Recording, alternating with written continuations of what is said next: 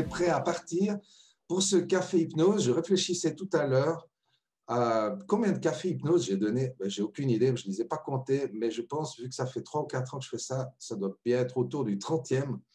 Et donc, il y en a eu de nombreux cafés hypnose qui étaient évidemment dans des cafés, d'où le nom au départ. Puis après, ça a été modifié, ça a eu lieu au cabinet, ça a eu lieu au cabinet d'une autre personne. Et puis maintenant, eh bien, on est un petit peu coincé avec les prescriptions ou les injonctions voilà, de notre gouvernement.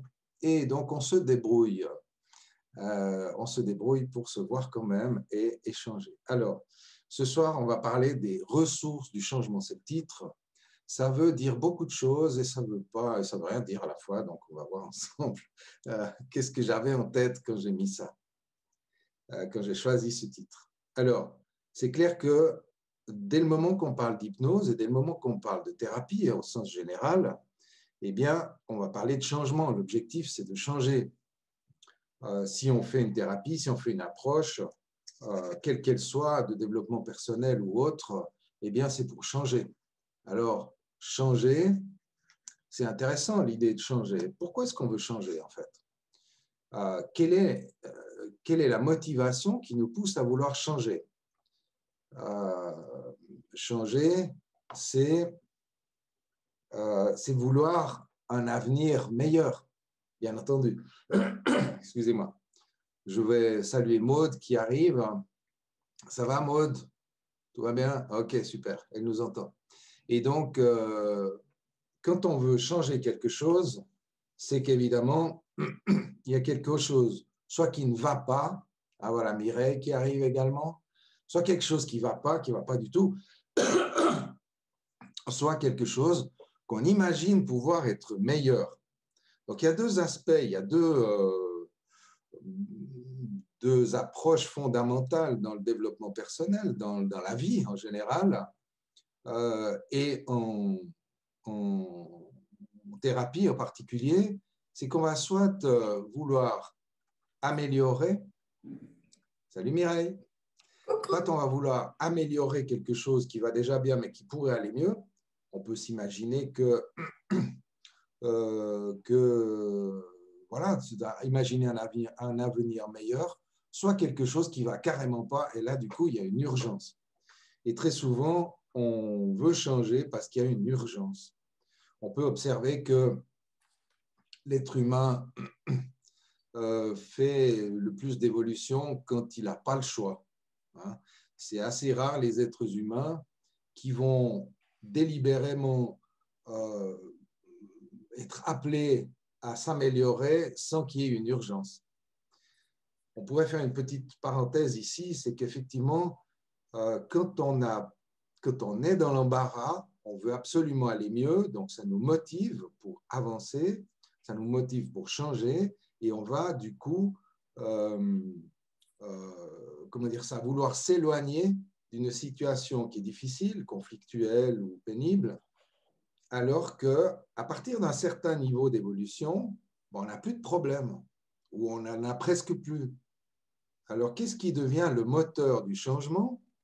Qu'est-ce qui peut nous pousser à changer alors que tout va bien? Eh bien, c'est notre créativité, c'est notre faculté de projeter, d'imaginer des choses qui fait qu'on va comment dire ça, créer un nouvel avenir, un avenir meilleur. Et ça va être un second mouvement qui va nous attirer, au jargon technique, on dit aller vers. On dit s'éloigner d'un problème. Donc, on a une problématique qui nous pousse et on veut s'en éloigner. Et bien, à ce moment-là, on doit être capable de créer une nouvelle possibilité, de créer une vie meilleure, un avenir meilleur, pour que ça nous attire, aller vers le meilleur. Donc ça, c'est les deux moteurs du changement, on va dire. Soit on est, comme on pourrait dire, dans la merde, et puis on veut en sortir, donc il y a quelque chose qui vraiment nous pousse à sortir de cette condition désagréable, soit on est capable d'imaginer un meilleur fonctionnement et du coup, on va être attiré vers ce nouveau fonctionnement. Alors, je vois qu'il y a des gens qui se connectent, on a déjà un petit peu démarré. Bienvenue à Anne-Marie, bienvenue à je ne sais pas qui derrière le pseudo Baltrac. Soyez la bienvenue, soyez tous les bienvenus, tous et toutes. Et pour ce café hypnose, on était juste en train d'élaborer qu'est-ce qui nous pousse au changement, soit de fuir quelque part un problème, soit d'être capable de projeter un avenir meilleur qui va nous attirer. Mais a priori, dans la plupart des cas, c'est qu'on a observé ce qui ne va pas. Il y a quelque chose qui ne va pas, il y a quelque chose pour lequel on n'est pas très content. Et donc, on va, à ce moment-là, vraiment être motivé pour bouger. Alors, dans les choses qui ne vont pas, évidemment, on en a tous. Hein, on a tous des, comment dire ça, des cailloux dans la chaussure. Hein, et on aimerait bien les enlever. Alors, ces cailloux dans la chaussure viennent de différents, sont issus de différentes raisons. Notamment, il y a toutes les programmations qu'on pourrait dire socio-éducatives. Pour ceux qui me connaissent, vous avez sûrement déjà entendu de ma bouche toute cette importance de la petite enfance, donc de cette première période de vie entre 0 et 6 ans, là où, entre guillemets, tout se joue. C'est-à-dire que notre cerveau, qui est tout neuf, quand on est petit bébé, va absorber les choses sans pouvoir les traiter.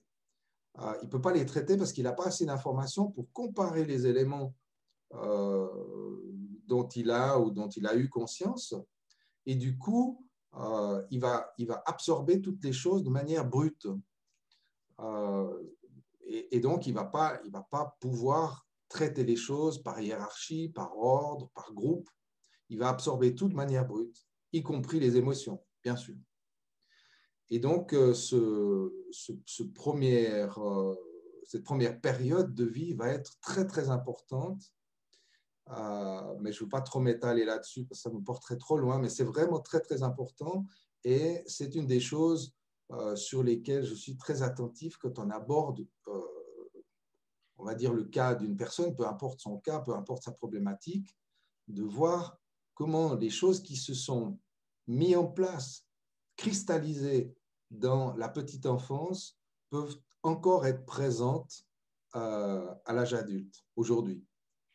Et donc, dans ces programmations socio-éducatives, il y a évidemment la famille, c'est-à-dire le modèle parental, la synergie entre les différents éléments, s'il y a des frères et sœurs ou pas, si on est seul, s'il y a beaucoup de monde, si on se chamaille, si c'est paisible, si les parents ont de l'humour ou bien s'ils sont plutôt sérieux. Ça va vraiment nous impacter en tant que petit enfant dans nos structures mentales. On va structurer le monde en fonction de cette première perception du monde qui est notre environnement immédiat.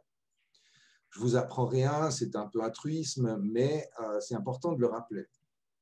Ensuite, il y a un autre élément qui est important dans cette programmation socio-éducative, c'est l'histoire. L'histoire au sens historique, c'est-à-dire dans quelle période on vit et dans quel milieu on vit. On est très, très influencé par notre environnement. Cet environnement dépasse le cadre de la famille, du cercle familial, et va donc chercher des repères dans la période historique dans laquelle on évolue. Et puis la dernière chose, qui n'est pas des moindres, en tout cas pour ma génération, mais je pense encore pour les générations futures, même si on va moins à l'église, c'est l'histoire de la religion. Même si la religion est aujourd'hui moins présente en termes de pratiques religieuses, elle est encore très, très présente à beaucoup d'endroits en termes de morale, en termes de jugement dernier, de menaces, d'enfer, etc. Même si on n'y croit pas, c'est encore très, très présent. Et donc, toutes ces choses Alors, je parle d'enfer, on peut parler du paradis aussi, hein. C'est toutes ces visions du bien et du mal, toutes ces projections que la religion a véhiculées qui vont programmer, structurer notre pensée et nos émotions en tant que petit enfant. Et donc, on va être placé, comme je le disais tout à l'heure, en fonction de sa structure, face au changement, soit à fuir quelque chose qui a été pénible ou qui est pénible, soit à être attiré par quelque chose de plus harmonieux, de plus idéal, on pourrait dire. On pourrait dire en fait que le changement pourrait se résoudre à deux pôles. Soit on va fuir les problèmes, soit on va partir à la quête du bonheur. Et ces deux attitudes un peu différentes qui vont être profondément marquées par cette première perception du monde durant la période de la petite enfance. Alors, il peut y avoir des structures de déni ou d'évitement du problème, hein, c'est-à-dire on peut effectivement éviter le problème en créant tout un tas d'autres pour attirer notre attention. Souvent, un problème est là pour attirer notre attention sur quelque chose qui prend toute la place dans le moment présent. Ça peut être n'importe quoi, je donne quelques exemples, ça peut être de l'insomnie, ça peut être des douleurs, ça peut être des angoisses, peu importe. C'est un problème présent, mais en fait qui va attirer notre attention pour nous détourner ou pour nous protéger plutôt d'un problème plus profond qui est quasiment chaque fois un programme existentiel, c'est-à-dire est-ce que j'ai le droit d'exister? Est-ce que j'ai le droit de prendre une place? Est-ce que j'ai le droit d'être aimé? Ce genre de choses. Et donc, on va, par rapport à ces questions existentielles, soit choisir une sorte d'évitement en créant un autre problème qui fait qu'on n'a pas besoin de penser à ces questions existentielles, ou alors par le déni. Le déni, c'est une chose qui est très courante également, et je pense qu'on a tous un petit peu des deux, hein. Le déni, c'est un moyen de se couper en fait de ses émotions. On va dire non, non, moi ça va bien, non, moi tout bien, etc. Donc on ne va pas regarder, on ne veut pas regarder qu'est-ce qui, au niveau existentiel, peut nous tracasser. Donc, déni, évitement, c'est des manières de, quelque part, d'éviter le problème, d'éviter ces questions existentielles qui sont un petit peu déroutantes. Hein. Qu'est-ce qu'on fait là? À quoi sert la vie? Est-ce que j'ai le droit d'être vivant? Etc. Et donc, on va s'inventer toutes sortes de trucs pour finalement ne pas se poser la question de ça. Alors, on pourrait aborder on pourrait adopter un autre point de vue, c'est de faire la paix à l'intérieur de soi, de faire la paix avec soi, pour que on puisse calmement, finalement, approcher, apprivoiser, aborder, au sens où on peut aborder une île avec un petit bateau, aborder vraiment ces questions fondamentales qui font notre humanité, en réalité. Et donc, pour cela, il y a j'allais dire une condition, je ne sais pas à quel point le terme est correct, mais disons, il y a quelque chose qui est vraiment précieux, c'est de croire en soi, d'avoir la foi. Je ne parle pas de foi religieuse, ici je parle de foi en la vie, de foi en soi, de foi en cette humanité qui dort en chacun de nous, enfin qui dort, ou qui se réveille, ou qui est présente, hein, mais parfois qui dort. Et donc, activer la confiance. La confiance est un élément clé du changement et donc c'est quelque chose, c'est une qualité ou c'est une sensation qui est à à cultiver et à développer. C'est facile à dire comme ça, dire ouais, il faudrait être confiant, etc. Mais comment on fait quand on est angoissé? Comment on fait pour avoir confiance si on n'a pas confiance? Comment on fait pour avoir confiance si on a une, une histoire de vie, si on a une expérience de vie insécure? Comment on fait pour avoir confiance si on a dans ces premières années de la vie un environnement perturbé, un environnement violent, un environnement, je ne parle pas forcément de violence physique, ça peut arriver, hélas, mais ça peut être un environnement verbalement violent, ça peut être des soumissions, des oppressions, des choses comme ça. Et certaines d'entre vous l'ont peut-être vécu, d'avoir cette petite enfance qui a été perturbée, comme si on vous avait volé votre enfance, en fait.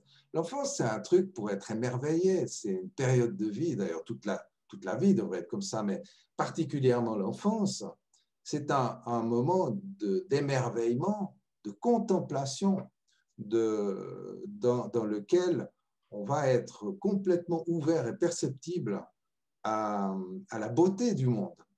Alors, quand ce monde immédiat que constitue la famille est perturbé, avec peut-être des parents qui s'engueulent ou un parent ou un frère, enfin, quand ça chamaille beaucoup, c'est comme si on vous volait, en fait, cette enfance. Vous n'y pouvez rien en tant qu'enfant, en tant que bébé ou en tant que petit enfant.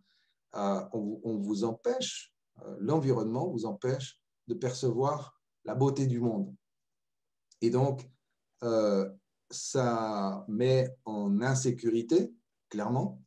Et du coup, plus tard, quand on est adulte, ou même déjà tout de suite, hein, je veux dire petit enfant, ado et adulte, eh bien, cette insécurité a tendance à perdurer parce qu'elle est inscrite dans votre structure mentale et du coup, la confiance, c'est difficile à atteindre. Alors, bon, évidemment, là, on parle d'hypnose et avec l'hypnose, on a un moyen très efficace, rapide même, et assez magnifique, assez merveilleux, parce qu'il est très doux, de reprogrammer ou de réinterpréter plutôt, de réinterpréter l'expérience pour que ce qui a été engrammé, ce qui a été programmé dans votre cerveau puisse se modifier. La dernière fois, je fais une petite parenthèse, enfin qui vient compléter ce que je viens de dire. La dernière fois, je crois que c'était Mireille qui me posait la question sur l'épigénétique. Puis je n'en savais pas trop rien, mais j'étais curieux. Vous savez que je suis quelqu'un de curieux. Et donc, quand on me dit un truc que je ne connais pas, d'abord, ça m'agace parce que ça touche mon ego. Je dis, ah tiens, un truc que je ne connais pas, donc ça m'énerve. Et puis, surtout, il y a la curiosité qui prend le dessus. Et je vais chercher. Donc, on parlait, il y avait une question sur l'épigénétique, et je suis allé chercher de quoi il s'agissait. Alors, je ne suis pas devenu un spécialiste, mais de ce que j'en ai vraiment compris, c'est qu'on a la génétique qu'on connaît depuis longtemps. Donc, on reçoit les gènes de nos parents, on reçoit par hérédité un certain nombre de choses. Moi, j'ai le nez de mon papa, je ne sais pas si je dois m'en réjouir ou pas, mais pour dire, on est imprégné par un certain nombre de choses qui passent par la génétique. Et puis, on a l'épigénétique. Alors, épi, ça veut dire au-dessus, je crois que c'est en grec, sauf erreur. Épi, ça veut dire au-dessus, donc au-dessus de la génétique.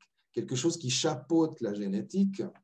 Et donc, cette épigénétique est une science récente, je crois qu'elle a une dizaine d'années, ou peut-être à peine plus. Donc, des chercheurs se sont rendus compte, en réalité, qu'il y avait tout un processus d'adaptation qui vient comme des informations supplémentaires qui se placent sur le génome et qui en modifient les fonctions. Et donc, c'est l'environnement qui va venir jouer sur notre génome, donc sur notre ADN. Et cet environnement, alors de ce que j'en ai vu, reprend quelques éléments essentiels, notamment la nourriture et tout ce qui peut être polluant autour de soi, tout ce qu'on peut ingérer, ça peut être de l'air pollué, des drogues, etc. Mais en particulier la nourriture, le fait de bouger aussi, ça c'est un deuxième point, le fait de bouger, donc de faire du sport ou pas. Alors, je ne parle pas ici en termes de bien et de mal, hein, je ne rentre pas dans ce jugement-là, mais simplement d'observer ces 5 éléments, donc nourriture, le fait de bouger, notre capacité à gérer le stress, donc ça va avec la confiance dont on vient de parler, la notion de plaisir, comment est-ce que je suis capable de profiter et de bénéficier des plaisirs que la vie m'apporte. Et puis le 5e point, c'est l'environnement social. On vient d'en parler aussi, donc la famille, la société, le milieu professionnel, et toutes ces choses vont évidemment s'interrelier puisque l'environnement social va influer sur le stress va nous bloquer le dos, on va peut-être moins bouger, ça peut interagir avec notre alimentation où on va être plus demandeur de sucre rapide parce qu'on est stressé, de chocolat. Petit clin d'œil au chocolat suisse qui est quand même excellent. Et vous voyez, tout ce que je veux souligner là, c'est que les éléments extérieurs vont donc influencer de manière assez marquée, semble-t-il, notre ADN. Et la bonne nouvelle, ce qui est vraiment super, c'est que c'est réversible. C'est-à-dire que si vous changez des éléments dans votre environnement, vous changez votre ADN. Alors, on sait tous qu'on devrait manger mieux, vivre mieux, faire un peu de sport, etc. On connaît tous ces règles, mais le fait de savoir que ça a une influence sur notre génétique, sur notre ADN, ça peut peut-être un petit peu gonfler notre motivation, n'est-ce pas? Et à partir de là, retrouver confiance en soi ou développer la confiance en soi. La confiance en soi, on n'en a jamais trop. Et donc, même si on a déjà pas mal de confiance en soi, on en prend de toute façon toujours une tranche supplémentaire si c'est possible. Et voilà pour ce qui est de ce que j'avais envie de dire à propos du fait de vouloir changer. Vouloir fuir un problème ou résoudre un problème. Et à partir du moment où vous avez résolu un certain nombre de problèmes, être capable de trouver une motivation à créer une vie de plus en plus harmonieuse. Ensuite, je pensais qu'il était important de parler du changement proprement dit. Une fois qu'on se met en mouvement, peu importe la motivation, l'une ou l'autre dont on a parlé, comment se passe le changement? Et je suis tombé il y a peu de temps sur je ne sais plus si c'était un post sur Facebook ou je ne sais plus exactement où j'ai trouvé ça, quelque chose qui m'a vraiment frappé, qui m'a marqué, qui disait, on a 3 maisons. On a la planète, c'est notre grande maison. On a notre corps, c'est notre maison rien qu'à soi. Et on a notre cerveau. Ça, c'est notre maison principale. C'est le centre de nos pensées, mais c'est aussi le centre de nos émotions. Et c'est également le centre de tout notre imaginaire, de notre créativité et de notre faculté de créer quelque chose de meilleur pour soi, donc un meilleur futur. Alors, c'est intéressant de se positionner par rapport à ces 3 maisons, planète, corps, cerveau, parce que ça donne de l'ampleur, je trouve, à la perception qu'on peut avoir de soi et du monde, et de la place qu'on a dans le monde. À travers, dans le cerveau, on est, on va dire, tout seul. Grâce au corps, on va être en relation, et grâce à la planète, on va pouvoir avoir une perception, une vision un peu universelle de ce qui peut nous motiver, du sens de la vie. Alors, à travers toutes ces choses, il me semblait intéressant de voir qu'on a deux attitudes face à tout ce qui arrive et donc face au changement également. C'est qu'on va être soit dans une attitude de défense, soit dans une attitude de croissance. Et ça va bien avec ce qu'on disait tout à l'heure. Est-ce que je me défends d'un problème dont je veux m'en sortir, ou est-ce que je suis dans une psychologie de croissance, comment dire ça, dans un élan de croissance qui va me permettre d'imaginer mieux. Alors, l'un n'empêche pas l'autre. Hein. Il y a ces deux croissance et défense, ces deux attitudes, on peut dire, attitude intérieure d'abord, qui amène à une attitude extérieure ensuite, ces deux attitudes qui vont se compléter et s'alterner en fonction des circonstances extérieures. Parfois, je peux être en défense parce que je me sens insécure ou que mon environnement devient insécure. Et parfois, je suis en croissance parce que j'ai la sensation d'être en sécurité et donc je peux mettre mon énergie, mon intention pour améliorer ma vie.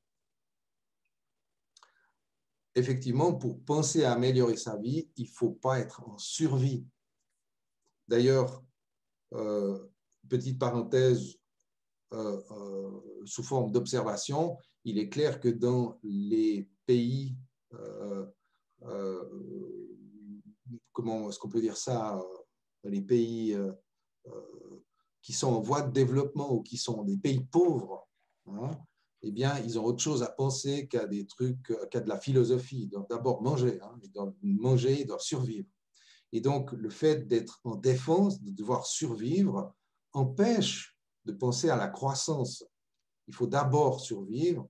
Là, on peut repenser à la pyramide de Maslow, par exemple, avec les besoins prioritaires qui doivent absolument être comblés pour pouvoir atteindre peu à peu aux besoins plus élevés qui sous-entendent que la base de la pyramide est solide, donc on est en sécurité. Sécurité, confiance, on voit que c'est des choses qui reviennent tout le temps. Alors, il y a aussi, par rapport au changement, il y a une croyance populaire qui est comme un bâton dans nos roues, c'est qu'on a tendance à penser que plus le problème est gros, plus il est pénible, plus il va être difficile à changer, plus ça va être long à changer. Et ça vient du fait qu'on réfléchit avec notre conscience, c'est-à-dire avec notre logique. Dans notre logique, je fais une petite parenthèse, donc on a 7% de l'activité neuronale qui est consciente et 93% qui est inconsciente. Dans notre conscient, on a la logique, le conscient est logique, rationnel, linéaire, il fait un truc après l'autre. Il est très efficace pour faire la comptabilité ou la liste des courses. Par contre, pour la créativité, il n'est pas très bon. Hein. Et donc, pour la créativité, on va faire appel à la partie haute, on pourrait dire, de l'inconscient, c'est-à-dire le subconscient, qui est proche du conscient, mais qui est quand même en dessous, qui fait partie de l'inconscient. C'est là où on a la créativité, mais c'est là aussi où on a les émotions, les programmes qui nous posent parfois des soucis.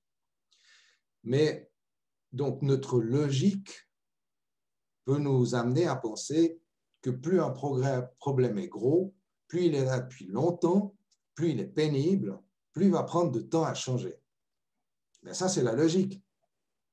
Si vous essayez de changer avec votre conscient, avec votre logique, vous allez faire appel à votre volonté.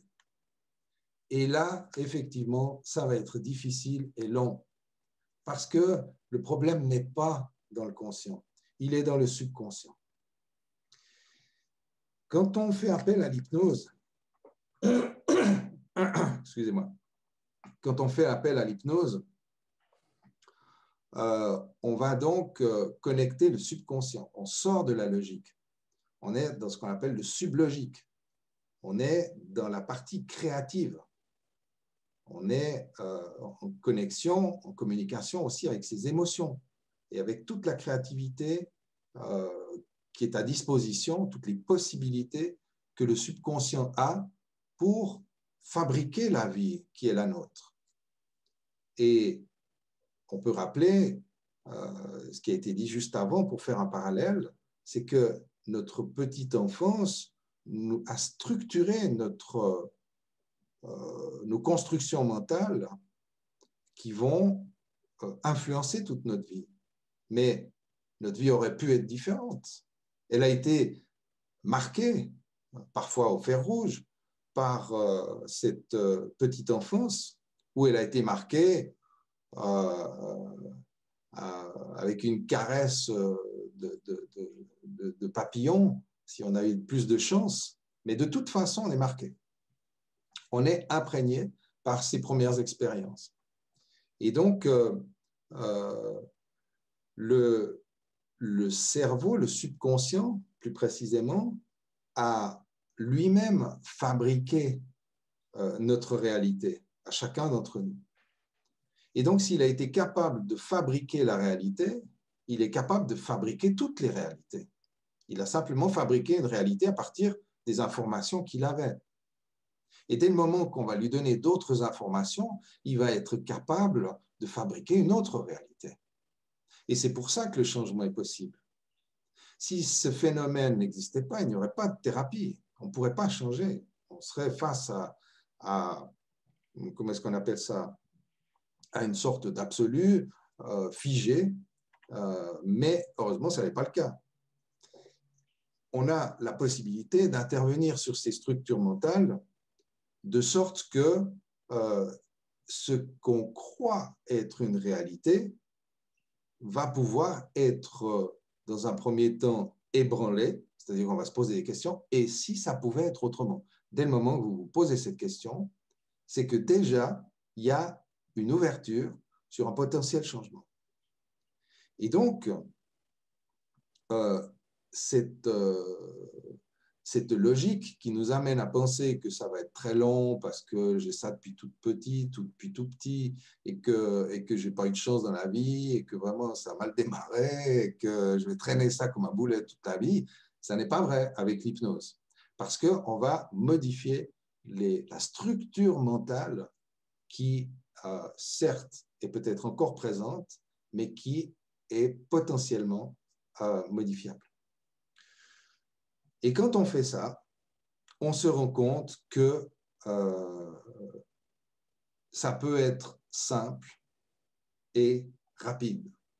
Et c'est ça que propose ce qu'on appelle parfois les thérapies brèves, c'est-à-dire l'hypnose, mais aussi la PNL, où il y en a une série, il y a enfin bon, ça me vient pas, mais il y a une série de thérapies qui sont issues des années, je dirais 50, je ne me souviens plus exactement, mais je crois en 1950, ça a commencé aux États-Unis avec l'école Palo Alto, avec les grands chercheurs qui ont commencé à vraiment sortir du cadre de la psychanalyse pour observer et poser la compréhension de la psyché humaine d'une autre manière.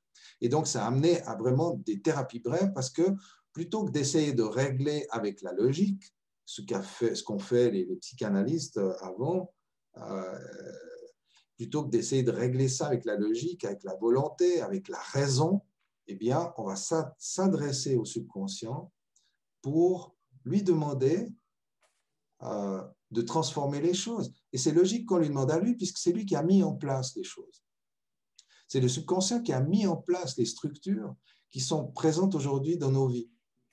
Donc, en le contactant, alors il y a des manières de le faire, bien sûr, mais en le contactant, on va lui offrir la possibilité de nous créer un meilleur présent et donc un meilleur futur aussi. Et le subconscient, ce n'est pas un étranger, hein, c'est une partie de vous. Donc, il a tout avantage aussi, lui, à le faire.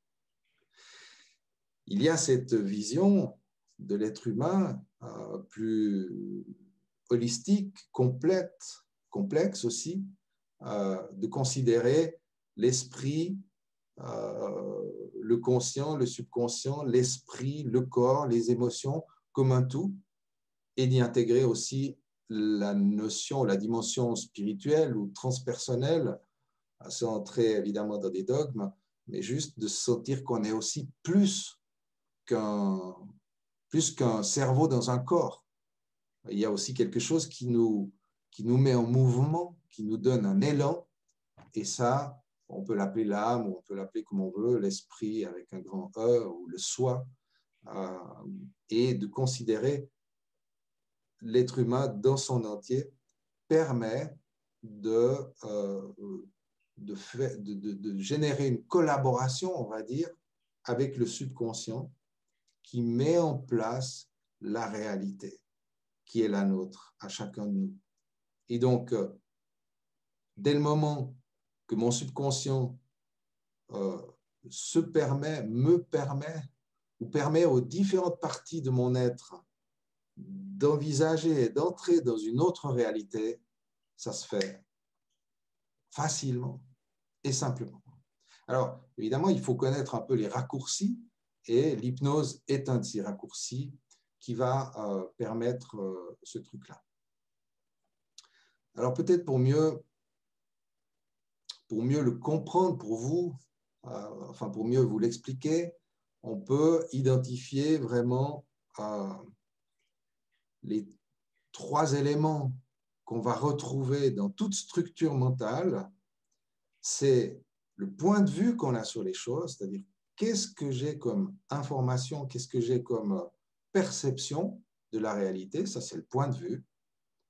À partir de ce point de vue, on va développer une croyance personnelle, c'est-à-dire je vais être sûr que c'est comme ci ou sûr que c'est comme ça, je vais décider que, et c'est évidemment inconscient, je vais décider que je suis timide, et donc chaque fois que je vais devoir prendre la parole, je vais rougir, je vais perdre mes moyens. Donc ça c'est la deuxième chose, c'est les croyances personnelles. Je prends cet exemple, mais il y en a plein d'autres. Et la troisième chose, le troisième élément, c'est l'émotion. C'est-à-dire que je vais avoir un point de vue sur les choses, sur une chose, qui va générer une croyance, et cette croyance va générer une émotion. Ces choses sont interdépendantes. On pourrait dire que c'est comme un triangle. Et c'est, appelons-le le triangle du changement. Parce que si vous agissez sur un de ces éléments, les 2 autres vont automatiquement se remettre à jour, se modifier. Si vous changez une émotion, votre croyance et votre point de vue va changer.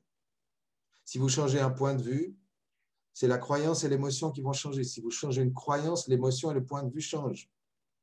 Et donc, ça, c'est vraiment ce triangle-là, ce triptyque, on pourrait dire, est fondamental et central dans l'accompagnement thérapeutique, en tout cas en hypnose, tel que je le pratique.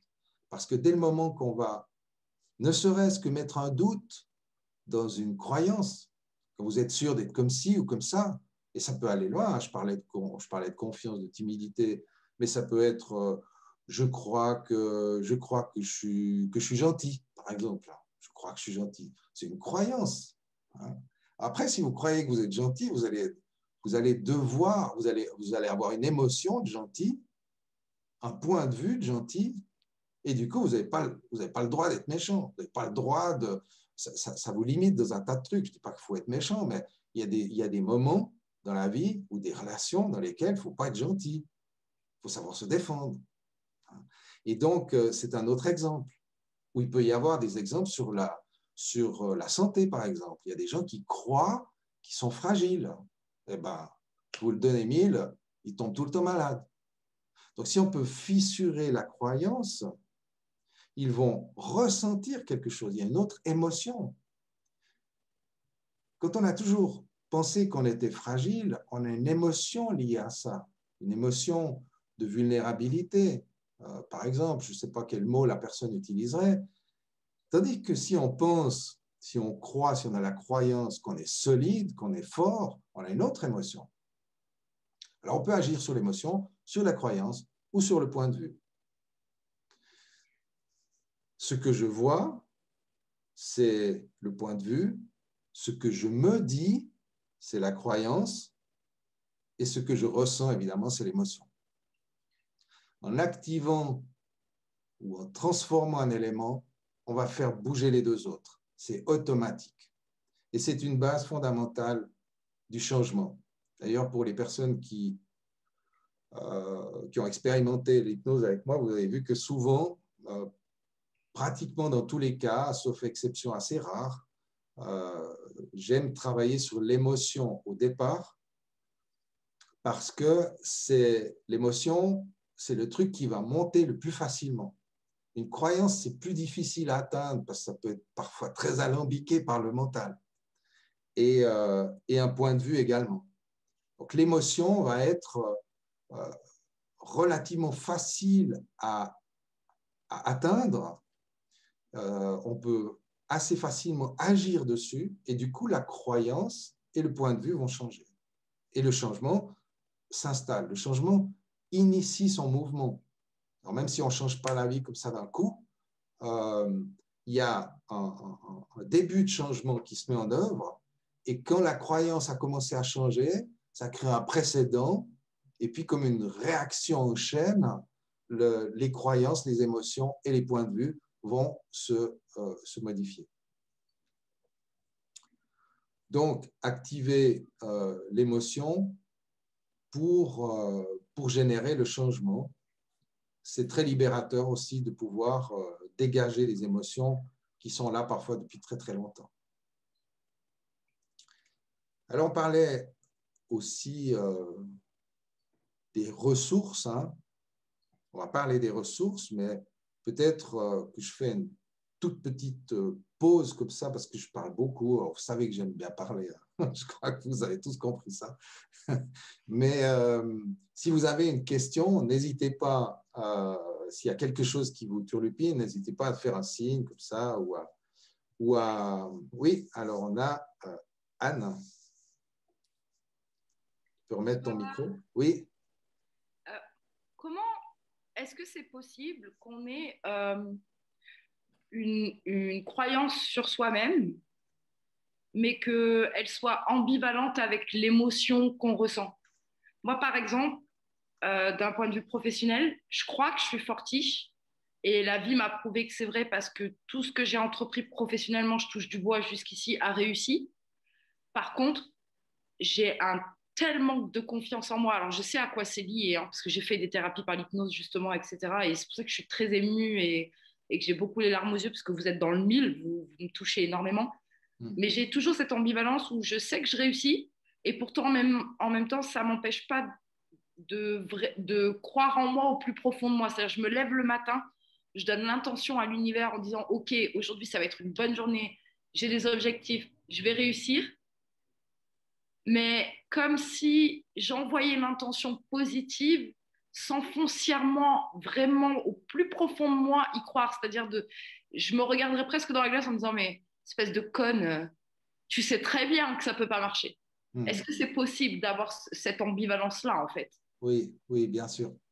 Et c'est une très jolie question qui complète bien, enfin qui amène autre chose hein, dans ce que j'ai abordé, effectivement. C'est une question très importante parce que quand on a, et ça, Anne, vous pouvez vous poser la question, est-ce que je ne suis pas devenue super compétente justement parce que je n'ai pas confiance, pour compenser le manque de confiance? Ça peut être une piste. Hein, c'est clairement ça. Ouais. Et donc, on confond parfois compétence et confiance.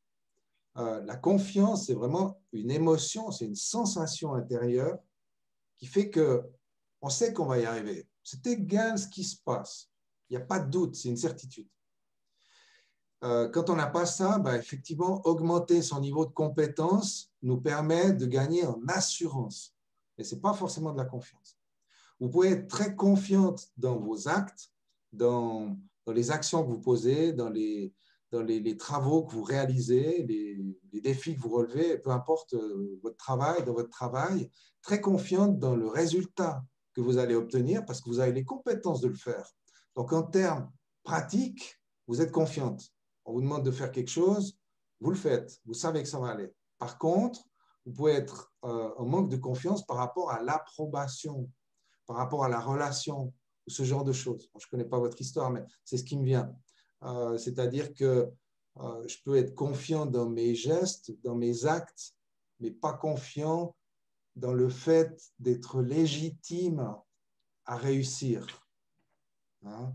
Et donc, cette sensation, elle peut être vraiment très, très présente, elle est assez courante en réalité, parce que ça va avec ce dont on parlait au début, ces problèmes existentiels. Qu'est-ce que je fais là? Est-ce que j'ai le droit d'exister? Est-ce que j'ai le droit d'être aimé, etc. Et donc, on va chercher l'approbation des autres, et puis on ne l'a pas toujours, ou même certains l'ont très peu, ou l'ont peu eu. Donc, si on est en manque d'approbation, on a des doutes sur soi. Est-ce que j'ai le droit d'être là? Est-ce que ça a du sens? Est-ce qu'on peut m'aimer, etc. Et donc, c'est des questions qui vont toucher profondément. Et je pense que pour rétablir la confiance, eh bien, il faut pouvoir nettoyer un peu tout ce qui a été saboté. Et ça, on va travailler sur des émotions qui ont été vécues, qui se sont cristallisées dans le corps même et qui sont gardées en mémoire. Je viens de dire rétablir la confiance. Vous me direz peut-être, mais je n'ai jamais eu confiance. Comment je peux rétablir un truc que je n'ai jamais eu? Et en fait, vous l'avez eu. On l'a tous eu, la confiance. Quand on est bébé, on est confiant. Alors, on est peut-être complètement inconscient aussi, parce qu'on ne sait pas ce qui nous attend, mais la confiance, on vient au monde avec la confiance. Évidemment, il peut y avoir des cas un peu extrêmes de gestation. Donc, quand on est dans le ventre de sa mère avant de naître, où il y a pu y avoir des traumatismes de la mère enceinte qu'on a pu capter et puis avoir déjà ressenti une insécurité avant même de naître. Moi, elle ne me voulait pas clairement à la base. Hein. Elle m'a toujours dit, je t'ai faite pour faire plaisir à ton père. Ouais. Bah ouais. Mais vous êtes venu quand même. Et vous avez bien fait. 3 semaines en avance. OK.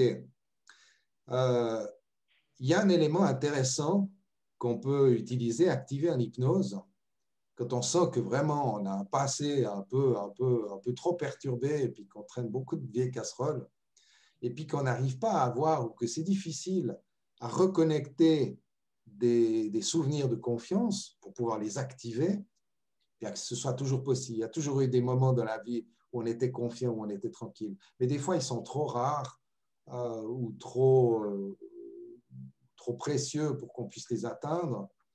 Et ce qu'on peut faire à ce moment-là, c'est utiliser la créativité du subconscient pour créer une nouvelle réalité qui est future. Donc, vous risquez rien, vous n'avez pas besoin de changer dans le présent. Vous pouvez imaginer dans 10 ans ou même dans 20 ans comment vous serez quand vous serez pleinement confiant. Et ça, c'est une stratégie mentale qui est parfaitement adaptée à l'hypnose et notamment au subconscient, puisque lui, il est créatif. Il ne demande que ça. Quand il peut créer, il est tout content. Et donc, on va créer cette expérience future et on va se mettre dedans et voir ce que ça fait quand je ressens la confiance. Philippe, oui. J'ai juste une question. Tu peux refaire aussi le film du passé, c'est-à-dire le passé n'existe plus, mais tu peux reprendre le film du passé avec certains traumas et puis changer ce film, transformer ce film à ta volonté. Je voulais savoir ce que tu en pensais. Oui. C'est-à-dire retourner dans des souvenirs du passé, mais changer oui. Le film, les événements, le comportement de certaines personnes pour modifier le présent et également le futur. Bien sûr, bien sûr. C'est aussi une possibilité. Et je vais en parler juste après, si tu veux bien. Je voulais juste terminer avec ça. C'est-à-dire qu'il y a plusieurs méthodes. Mais le fait par rapport à la confiance, le fait de pouvoir réactiver la confiance, c'est retrouver un souvenir de confiance et l'amplifier. Une confiance, même si elle paraît petite ou que ça paraît avoir été court, peut-être que vous avez dans l'enfance eu beaucoup de déboires, mais que quand vous alliez en vacances chez votre grand-père ou votre grand-mère, vous étiez tranquille parce que c'était bien, parce que vous étiez en confiance, c'est un élément ressource. Hein. C'est ce qu'on appelle les ressources, c'est ça. Hein. Donc, ce sont des ressources comme des mémoires de ressources, des mémoires d'émotions positives qui ont été vécues et qu'on peut retrouver. Et si vraiment on n'arrive pas à les retrouver dans le passé, on peut les créer dans le futur, c'est-à-dire créer ce qu'on appelle un souvenir du futur et le ramener dans le présent. Ça, c'est ce qu'on appelle les ressources. Maintenant, il faut juste que je boive un petit peu. Mais moi, je voudrais juste rebondir sur c'est Mireille, c'est juste, si je ne me trompe pas, la jolie dame brune. Quand j'ai fait ma thérapie par l'hypnose, justement, la dame qui m'a fait la thérapie, elle a fait ce qu'elle a dit. C'est-à-dire qu'elle a voulu, je dirais pas modifier ce souvenir douloureux, mais en fait faire intervenir, bon à l'époque c'était il y a 5 ans derrière, donc la Anne qui avait 27 ans, qui a vieilli encore maintenant, et faire parler la Anne qui avait 27 ans à la Anne qui avait 5 ans, pour lui faire comprendre que ce qu'elle est en train de vivre là, bah, aujourd'hui à 27 ans, elle est vivante et puis ça va bien. Et puis c'est pas parce qu'à 5 ans, elle a ressenti, elle a construit son monde autour de ça, qu'aujourd'hui dans le présent, je suis suicidaire et puis j'ai pas réussi ma vie et ça va pas. Mais en fait, je me rends compte, et c'est pour ça que que j'en ai un peu pleuré tout à l'heure au début de votre conférence, c'est que cette conférence ce soir me fait prendre conscience que ce problème, il n'est pas réglé en fait.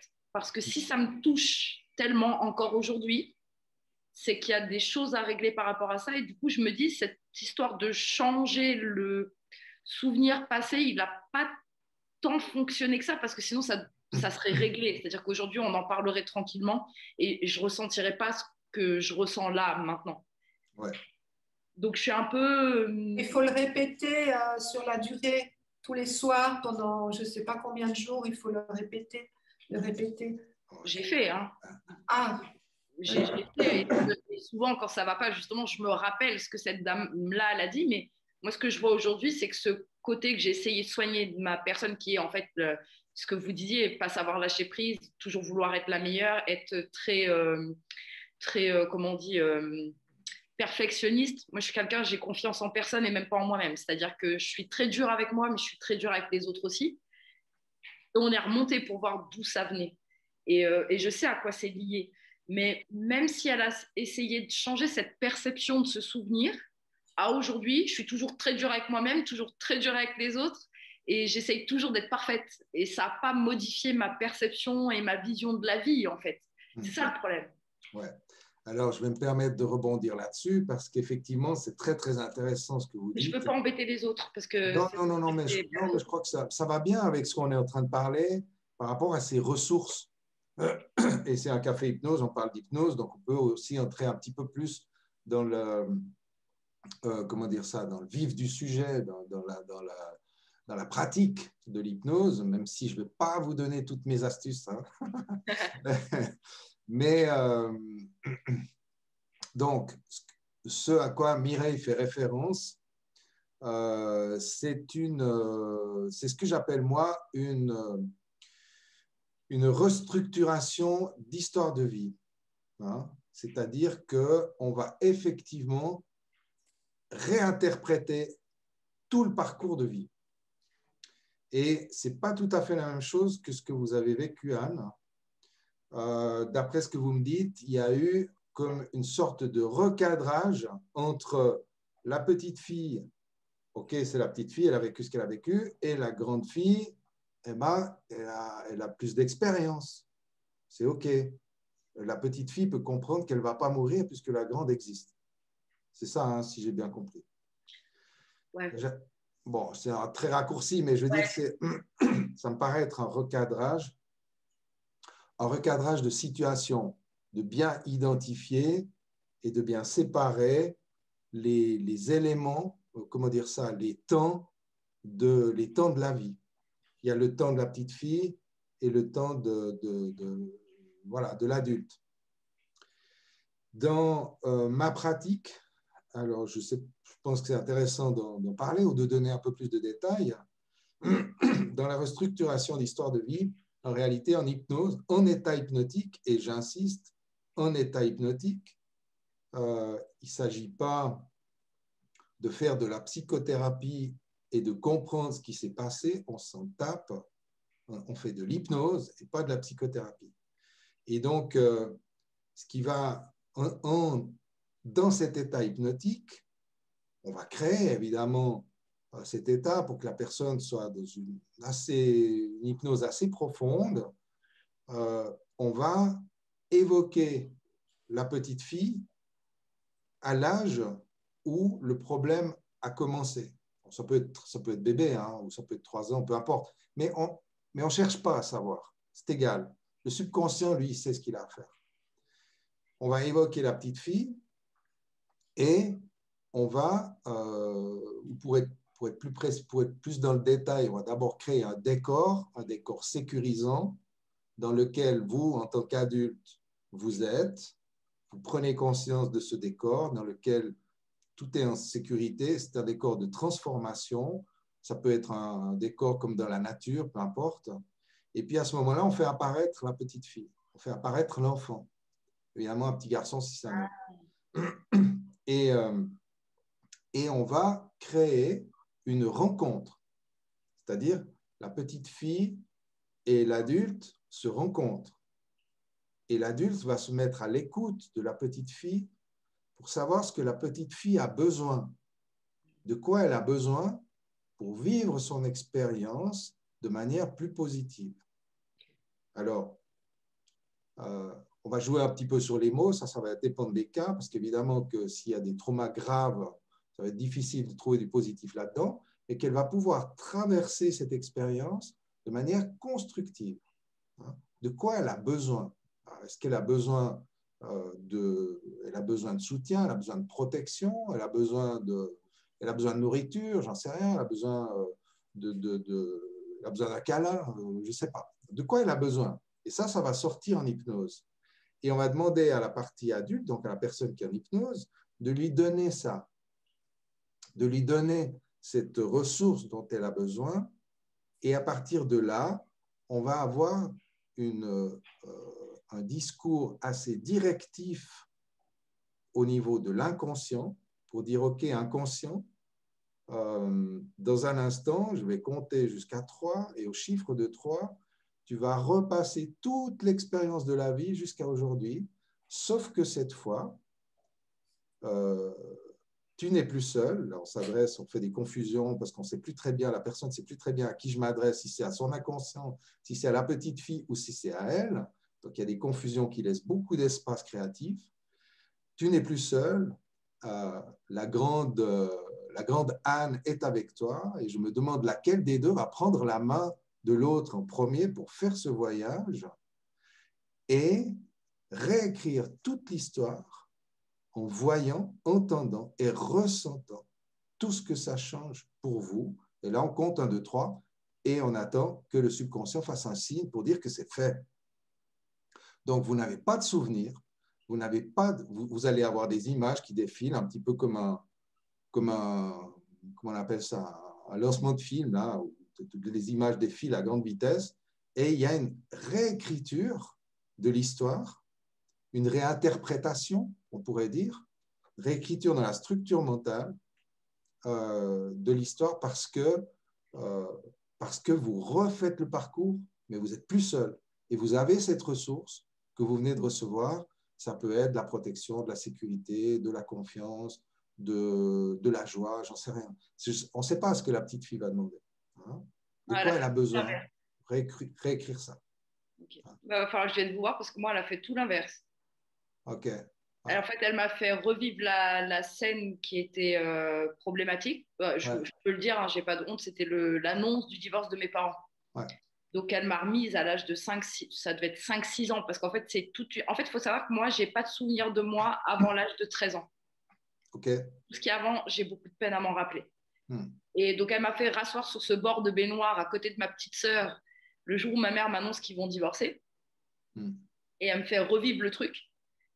Et en fait, de là, après, elle est partie en me faisant comprendre que, en gros, bref, je me suis construit un monde dans lequel où je me disais que pour qu'on puisse m'aimer, il fallait que je sois parfaite parce que du coup, mes parents, ils se séparent parce qu'ils s'aiment plus. Et si deux adultes, ils sont capables de ne plus s'aimer un jour, ça veut dire que moi, en tant que petite fille, on est capable de plus m'aimer aussi. Bien sûr. Ouais. D'où elle expliquait le fait que j'étais une enfant très très sage, c'est-à-dire qu'on me posait dans un coin, je bronchais pas, je bougeais pas, j'ai toujours fait ado sans crise d'ado, petite fille sans caprice, toujours être parfaite. D'où le fait aussi que par exemple, avec mon papa, ma relation elle est très spéciale, c'est-à-dire que pour être bien avec mon père, j'ai juste besoin d'être assise à côté de lui, j'ai pas besoin qu'il me parle. Parce que petite, il m'a habituée à ça. Juste regarder un film avec lui, ça m'a toujours suffi. Et même aujourd'hui, à 35 ans, c'est la même chose. S'il est à côté de moi, je suis contentée, par exemple. Et donc, après, en fait, quand elle m'a expliqué que je m'étais créé une fausse réalité où il fallait être parfaite pour être aimée et qu'on ne m'abandonne pas, et que j'avais cette blessure de l'abandon, c'est là qu'elle m'a dit, la grande Anne, elle vient voir la petite en lui disant que, bah, tu vois, tu as quand même grandi, puis tu as quand même des gens qui t'aiment, et puis tu es encore vivante, et même si tu n'as pas toujours été parfaite, parce que tu as fait des choses fausses, tu es encore là et tu avances encore. Et elle a fait comme ça, en fait. Mais j'ai l'impression que finalement, ça n'a pas très bien marché. Mais c'est très intéressant. Je vous remercie de votre témoignage. C'est très intéressant parce que ça m'amène à vraiment souligner la différence qu'il y a entre l'hypnose et la psychothérapie. D'après ce que vous me dites, il y a eu une approche psychothérapeutique, c'est-à-dire d'utiliser la raison, la compréhension pour essayer de régler le problème par la compréhension. Alors qu'en hypnose, on ne va rien comprendre. On n'est pas là pour comprendre. C'est vraiment la grande différence. En psychothérapie, on va chercher à comprendre avec l'espoir, et ça marche parfois, avec l'espoir que quand j'aurai compris pourquoi je suis là, les choses vont s'évaporer. C'est la base de la psychanalyse et donc, par extension, de la psychothérapie. Personnellement, je n'y crois pas. Je pense plutôt que les fois, les cas dans lesquels la psychothérapie fonctionne, c'est qu'il y a eu des éléments hypnotiques, comment dire ça, non voulus, qui ont eu lieu. C'est-à-dire qu'il y a eu, au fil de la psychothérapie, des déclenchements du subconscient qui a pu modifier des choses. Hein. Donc, de ce qu'on disait tout à l'heure, et c'est vrai en psychothérapie, c'est que si on peut changer la croyance ou changer le point de vue, on va changer l'émotion. D'accord? Mais ce n'est pas si évident de le faire avec la volonté parce qu'on reste dans la logique, alors que le problème, il est sublogique, il est dans le subconscient. Et donc, ça c'est ma théorie, ça n'engage que moi. Je pense que les psychothérapies qui réussissent, c'est les psychothérapies qui font de l'hypnose sans le savoir. Mais alors que l'approche hypnotique, elle est complètement inverse. On va créer le changement et puis vous aurez les prises de conscience plus tard. Donc, si je résume, la psychothérapie cherche à faire des prises de conscience qui créent le changement, alors qu'en hypnose, on crée le changement qui vont générer des prises de conscience. Et des fois, les prises de conscience viennent 3 semaines, 3 mois plus tard. Et quand c'est 3 mois, généralement, les gens ne font pas le rapport que c'est l'hypnose qui a généré ça. Donc on ne reçoit pas une médaille, c'est dommage, mais bon, ce n'est pas grave. L'essentiel, c'est que les gens changent. Mais tout ça pour dire qu'effectivement, l'approche est complètement différente. C'est-à-dire qu'on ne va pas chercher à comprendre, on ne va pas revivre des événements. Alors, ça peut arriver, il y a des cas particuliers dans lesquels on peut revivre un événement. On fait des régressions pour aller régler des choses, mais c'est souvent plus des approches, une fois que le problème est réglé, des approches de régression, moi je les utilisais plutôt pour, pourrait-on dire, confirmer le changement avec, en ajoutant par exemple du pardon, aller pardonner. Hein, parce que souvent, la rancœur qui peut s'installer, et on peut la comprendre, elle va cristalliser l'émotion, elle va empêcher que l'émotion s'en aille. Donc on va créer le changement, puis après, selon comment les choses évoluent, on a peut-être besoin de rompre les liens avec la personne qui était en interaction à ce moment-là, enfin, vous voyez ce que je veux dire, et donc rompre les liens, pardonner, enfin entrer dans vraiment une paix intérieure. Quand on a la paix intérieure, on est dans l'amour. Il n'y a pas de raison qu'on déteste quelqu'un, parce que chacun a son chemin, mais c'est pas au niveau c'est pas au niveau de l'analyse, de la compréhension. C'est clair que mentalement, vous pouvez dire oui, oui, bien sûr, c'est ça. Bien sûr, il faut pardonner. Bien sûr, il faut être en paix. Bien sûr, il faut lâcher prise. Mais tant que ça reste au niveau conscient, il n'y a pas le changement parce qu'il n'y a pas le changement de l'émotion. Et donc, c'est ça que propose l'hypnose, c'est de vraiment agir à un autre niveau. Et donc, dans le petit descriptif que je viens de vous faire, de remonter dans le temps et de réécrire toute l'histoire inconsciemment et de le faire ensemble, c'est pas de refusionner, si on veut, les différents stades de vous-même, c'est-à-dire les différents âges, de fusionner ça pour que ça ne soit plus séparé. Il n'y a pas la petite fille et vous, c'est un ensemble. Hein, et c'est cet ensemble qui doit être en paix. Donc voilà ce qui me vient. Il y a vraiment une grande différence entre l'approche psychothérapeutique et l'approche hypnotique. Et vraiment, quand on fait de l'hypnose pure, en tout cas, enfin pure, vous voyez ce que je veux dire, de l'hypnose vraiment, c'est-à-dire une véritable communication avec l'inconscient, on n'est pas très intéressé par ce que le conscient en déduit. On n'est pas intéressé par la logique, on s'en tape. Ce qu'on veut, c'est changer la structure mentale. Donc, point de vue, croyance, émotion. Elle ne m'a pas hypnotisé, en fait. Pardon? Elle ne m'a pas vraiment fait de l'hypnose, en fait, alors. Alors, je ne sais pas, je ne veux pas juger ce qui a été fait, c'était peut-être très bien. Mais effectivement, elle n'a pas, à mon sens, activé le levier de l'hypnose, c'est-à-dire le levier inconscient. C'est l'inconscient qui fait le changement, ce n'est pas le conscient. Vous pouvez vous raisonner, vous pouvez changer un certain nombre de choses avec votre conscient en faisant appel à votre volonté. Mais essayez de maigrir ou d'arrêter de fumer avec votre conscient. Vous verrez ce qui se passe. Essayez de retrouver le sommeil si vous êtes insomniaque en vous disant non, non, tout va bien, je dois dormir, je dois dormir. Ça ne marche pas. Hein, parce que le problème, il est en dessous, il est dans le sublogique. Et si on ne travaille pas avec ce sublogique d'une manière ou d'une autre, eh bien, le changement n'a pas lieu. Il n'y a pas de changement de point de vue, il n'y a pas de changement d'émotion, il n'y a pas de changement de croyance. OK? Merci, désolé. J'espère que j'ai été clair. Non, mais merci pour la question parce que c'est vraiment très intéressant. Parce qu'on est en plein au niveau des ressources et on est au plein cœur du sujet puisqu'on parle des ressources du changement. Comment on crée un changement? Hein? Et c'est parfait parce que comme ça, mon exposé n'est pas trop théorique. Ça vous permet à toutes et à tous d'avoir un peu une meilleure idée de à quoi ça peut s'appliquer. Alors, les ressources, on l'a vu, ce sont des choses qui sont ressenties à l'intérieur. La première ressource qu'on a tous, et je crois qu'on est tous, on n'est pas tous conscients de cette ressource, mais c'est la sensation d'être vivant. Et ça, on l'a tous, à chaque instant. On a la sensation d'être vivant. On sait qu'on est vivant. Et donc ça, c'est une ressource aussi.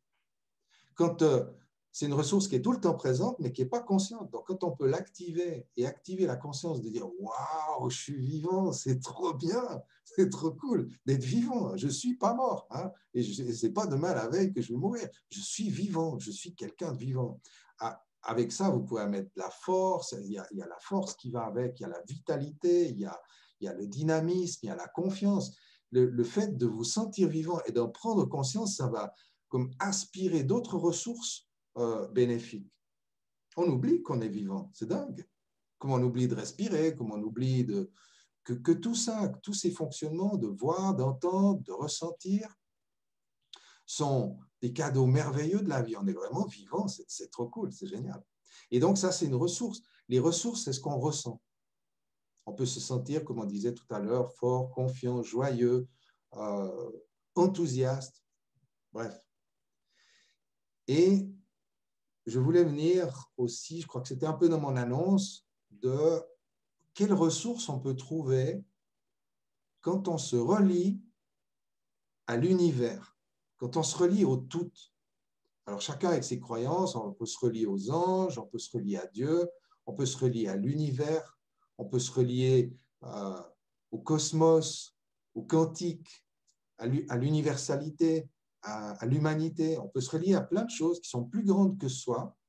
On sort de son cercle personnel, de son cercle identitaire, et on va se relier ailleurs.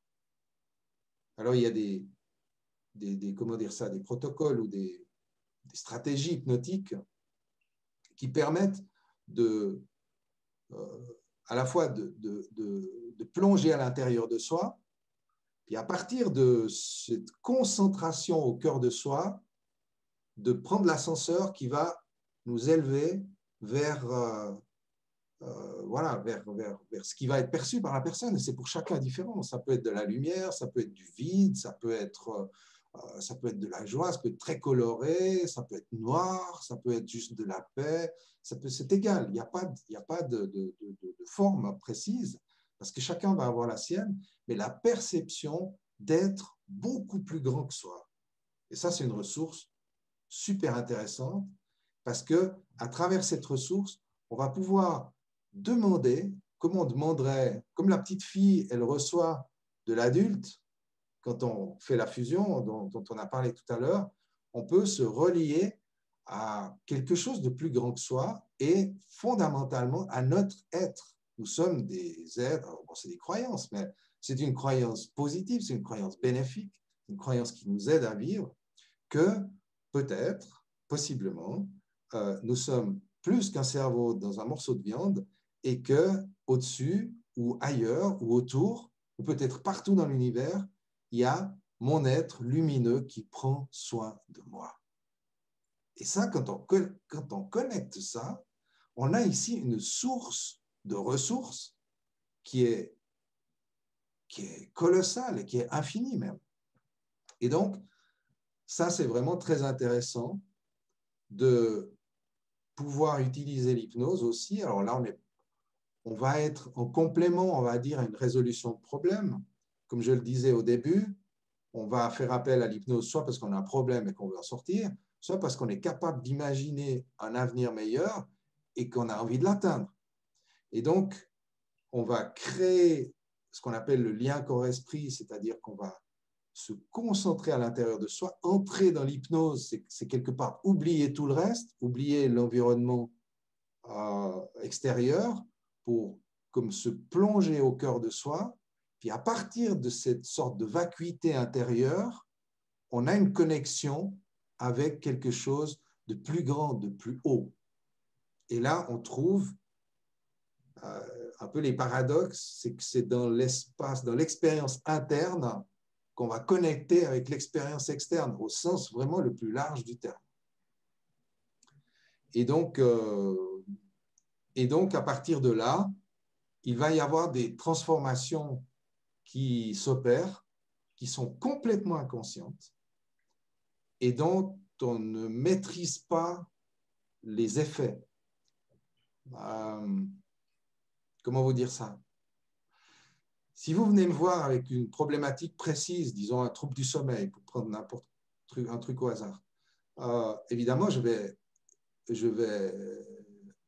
répondre à cette demande, mais pas forcément directement. C'est-à-dire que je vais chercher ce qu'il y a derrière. On va demander au subconscient de reprendre la structure mentale qui s'exprime à travers ce problème aujourd'hui, mais qui est probablement beaucoup plus vaste. Souvent, le problème, c'est la pointe de l'iceberg. C'est ce qu'on voit. Mais derrière, il y a beaucoup de choses, de ces fameuses choses existentielles dont on parlait au début. Et donc, cette structure mentale va être abordée. Évidemment, je vais répondre à cette demande, mais pas forcément frontalement. C'est-à-dire qu'on va s'occuper de l'ensemble de la personne, et puis ce problème-là n'aura plus lieu d'être dès le moment que la connexion à soi a lieu et qu'elle vous relie à votre grand soi. Vous voyez ce que je veux dire? Donc, on a à ce moment-là des effets ou des répercussions de cette connexion au grand soi ou au grand tout aussi, parce qu'on peut se placer même plus grand que ça, qui vont rétablir des connexions, qui vont nettoyer, réécrire, harmoniser l'être, là où ça a besoin. Et c'est totalement inconscient. Vous n'aurez peut-être jamais la conscience de ça, ou elle viendra 3 mois ou 3 ans plus tard. Et on s'en tape, c'est égal. On ne cherche pas à faire de l'esbrouf, quoi. Ce qu'on veut, c'est vraiment créer une nouvelle réalité dans laquelle vous entrez, dans laquelle vous allez avoir le plaisir d'être surpris, surprise. Et c'est toute cette approche de l'hypnose. Alors, il n'y a pas tous les hypnothérapeutes qui travaillent comme ça, hein, mais c'est cette approche de l'hypnose qui est évidemment empreinte de mon propre chemin personnel, qui m'a amené peu à peu et de plus en plus à utiliser ce que j'appellerais une approche énergétique. Alors, je mets des guillemets parce que de toute façon, ce n'est pas trop ce qu'il y a là derrière, mais de travailler avec les mains, de travailler avec des gestes, de travailler avec des symboles. C'est toujours de l'hypnose, mais de faire appel vraiment à une hypnose plus vaste, dès le moment que les problèmes fondamentaux, que la base de la pyramide a été consolidée, eh bien, monter vers le transpersonnel, vers le spirituel. Et là, eh bien, il n'y a plus vraiment de demande précise. C'est votre être de lumière connecté au grand tout qui vient vous arranger le truc. Il vous arrange tout. C'est trop bien. Alors, je ne dis pas que c'est comme ça, en un claquement de doigts, mais ça se fait exactement au bon rythme pour vous. Si on pouvait passer d'un état présent à un état futur qui soit totalement heureux d'un coup, eh bien, on ne le supporterait pas. Si tout d'un coup, en un claquement de doigts, vous deveniez un ange, eh bien, ça serait insupportable. On n'en voudrait pas. Moi, je n'ai pas du tout l'intention de devenir un ange comme ça, dans un claquement de doigts. De devenir un ange peu à peu, pourquoi pas? Oui, volontiers, d'aller vers plus de paix, plus de rayonnement, de puissance aussi, d'amour, qui n'en veut pas. Mais on a besoin de temps. Et donc, quand on s'ouvre à cet espace supérieur, on va dire, lumineux, eh bien, les changements se font exactement au bon rythme. Alors, les changements, on va dire, pratiques, les problèmes se résolvent très vite. Puis après, l'évolution de l'être vers sa plus belle expression, eh bien, ça prend le temps que ça a besoin de prendre, et ça, c'est très bien. Il y a des stratégies personnelles qu'on peut souligner. On en a tous et toutes, plus ou moins consciemment, des stratégies qui nous font du bien. On peut avoir des rituels, le rituel du matin, de se boire un thé en regardant le ciel. Ça peut être un autre rituel de fumer une clope en regardant le ciel. C'est égal, il n'y a pas de jugement à porter. On a des rituels qui nous font du bien, hein, qui nous relient quelque part. Et peu importe la forme. C'est important de soigner ces rituels et de voir comment on peut les améliorer. Au sens où, effectivement, on voit qu'il y a des rituels qui nous font du bien, au sens global. Par exemple, si vous allez vous promener dans la forêt, ça, je vous conseille. La forêt, c'est vraiment génial. Parce qu'à la fois, vous êtes sous les branches et vous êtes sur les racines. Vous êtes comme enveloppé, comme dans un cocon. Et souvent, on oublie qu'il y a des racines sous nos pieds. On regarde en haut, puis on se dit, oh, c'est beau ces arbres, ces branches. Mais imaginez-vous comme si vous voyiez à travers la terre et vous voyez les racines qui vous portent, comme cette nature vous enveloppe. Quand vous faites quelque chose comme ça, c'est tout bénef. Maintenant, si vous faites un gros repas pour vous faire plaisir, ben, il y a le bénéfice du plaisir, mais après, ben, il y a des effets secondaires de digestion, etc., ou de prise de poids. Donc, il y a des choses qui nous font plaisir et qui sont vraiment bénéfiques sur tous les plans. Puis, il y a des choses qui nous font plaisir et qui sont, voilà, qui peuvent avoir des effets secondaires un peu douteux ou négatifs, surtout sur le long terme. Mais on n'est pas là, on n'est pas dans le jugement ici. On est juste dans l'idée que de prendre soin de soi et aussi d'être indulgent. C'est pour ça que j'insiste un petit peu sur ces, comment dire ça, ces comportements qui vont très vite être jugés comme négatifs. C'est pas bien de fumer, c'est pas bien de trop boire, de trop manger, c'est pas bien de regarder trop de séries à la télé. Faites-vous plaisir, soyez indulgents et allez votre chemin. Allez votre chemin. Maintenant, de plus en plus, en allant votre chemin, vous pouvez améliorer les rituels qui vous font du bien et privilégier ceux qui vous font du bien sur tous les plans. Mais surtout, surtout, ne nous mettons pas la pression. On est tous, chacun d'entre nous, des êtres en évolution.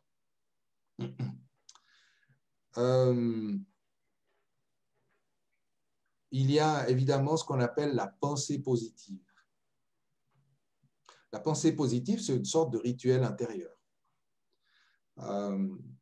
Mais c'est bien joli de dire, OK, il faut penser positivement. Si on a le moral en bas, on n'est pas apte à penser positivement. Alors, qu'est-ce qu'on peut faire pour penser positivement quand on n'est pas apte? Eh bien, je pense qu'une des choses précieuses, ça pourrait faire l'objet de tout un café hypnose, c'est de lâcher les émotions. Et c'est une des choses qu'on fait en hypnose, c'est une des choses qu'on peut faire aussi à titre personnel. Simplement que les émotions, c'est pas, on ne peut pas commencer à hurler ou à criser ou à pleurer comme ça dans la rue ou dans un magasin. Ça ne va pas, ce n'est pas possible. Et donc, on est conditionné depuis tout petit à refouler et à contrôler nos émotions, ce qui fait qu'on est en fait une espèce de bombe à retardement bourrée d'émotions. Et si on peut, d'une manière ou d'une autre, relâcher ces émotions, les laisser partir, alors il y a plusieurs méthodes pour ça. Et d'ailleurs, ça sera le sujet du prochain Café Hypnose qui aura lieu le 2 mars, donc dans pile un mois, sur l'art du lâcher-prise.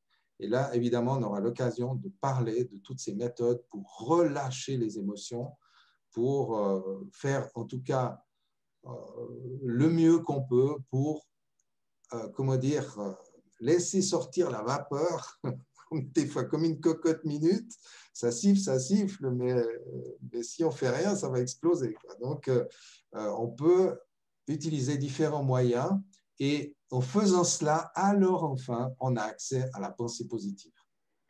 Mais se forcer à la pensée positive, suivant dans quel état on est, c'est juste impossible.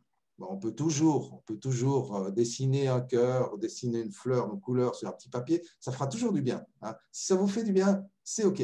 Faites-le et c'est vraiment propice. Ce qu'il y a, c'est que quand on est mal, on n'a même juste pas envie de prendre un crayon de couleur, quoi. C'est ça. Donc, la première chose, c'est de lâcher. Oui, Anne.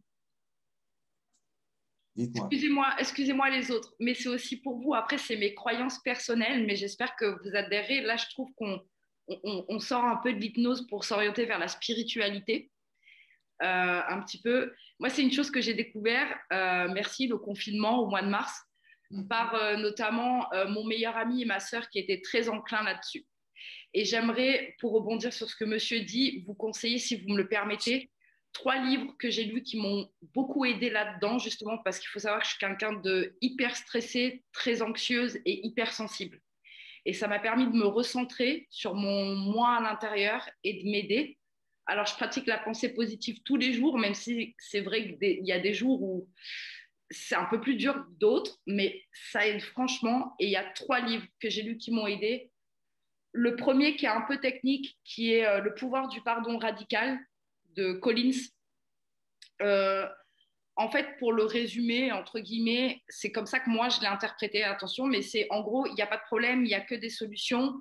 Et en fait, moi, je crois beaucoup au karma et à l'univers, et j'ai pour principe de me dire que tout est parfait ici et maintenant. l'univers a un plan pour chacun de nous. Tout est parfait ici et maintenant. Et ça, c'est une phrase qui a changé ma vie depuis quelques mois. Et ce livre de Collins m'a beaucoup aidée. Ensuite, je me suis intéressée plutôt à la méthode de méditation, de développement personnel hawaïenne, qui est le Ho'oponopono. Oui.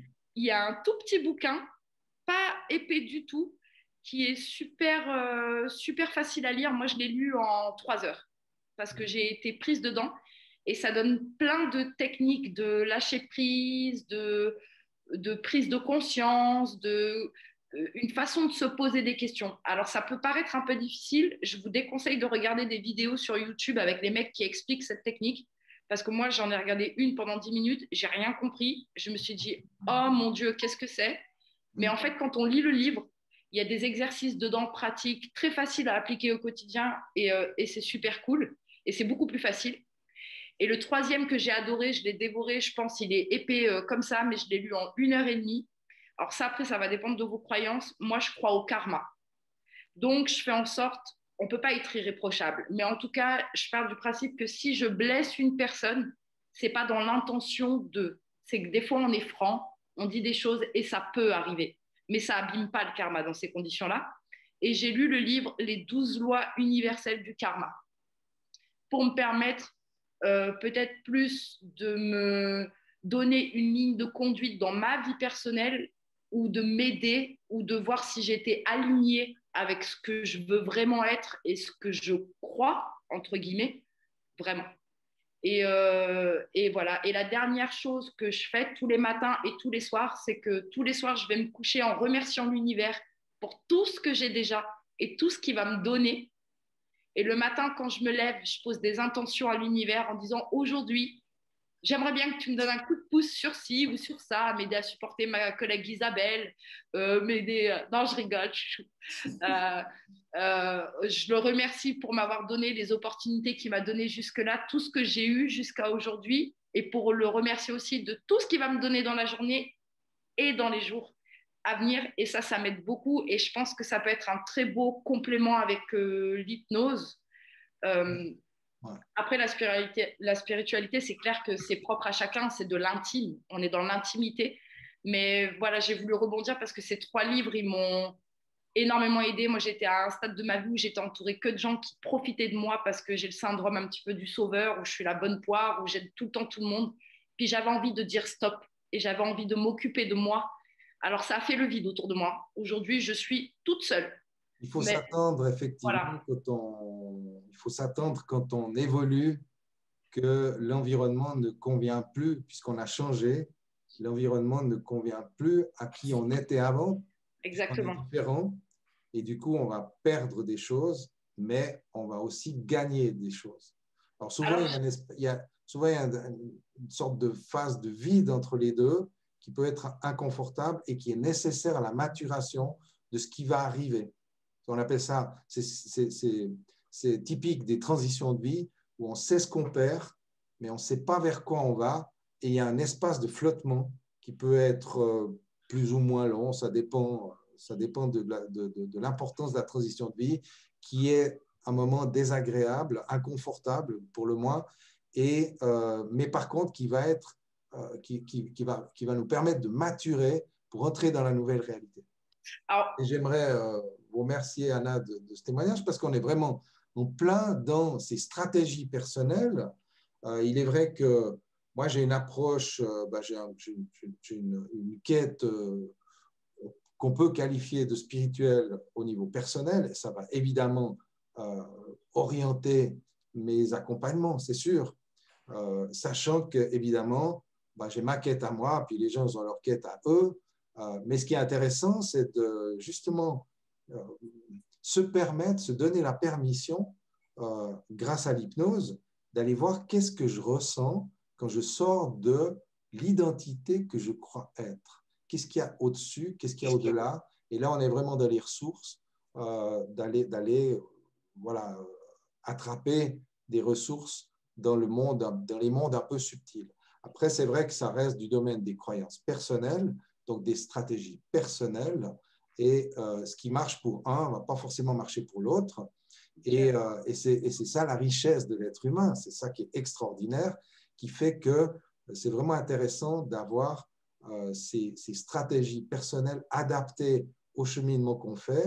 Et merci aussi pour ces références de livres, notamment Ho'oponopono, c'est une technique effectivement qui est très très intéressante, très simple, qu'il faut juste bien comprendre, qui est très très simple.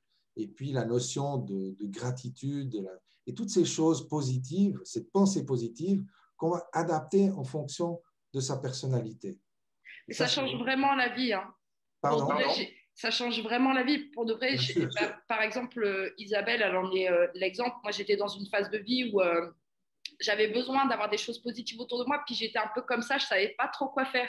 Puis c'était mes débuts dans la spiritualité, donc j'étais, et je le suis encore aujourd'hui, je suis maladroite, vous voyez, si vous regardez mon poignet, je suis bardée de pierres de protection, je crois beaucoup en tout ça, mais quelque part, c'est des choses qui sont quelque part positives et qui me poussent, moi, à être positive, donc forcément, j'attire des choses positives. Absolument. Alors oui, j'ai fait le vide autour de moi, des fois, je me sens un peu seule, mais d'un autre côté, je vois déjà ce que ça m'a apporté, ou dans le sens, par exemple, professionnellement, j'ai intégré, donc je suis la nouvelle collègue d'Isabelle, j'ai intégré sa boîte il y a 3 semaines.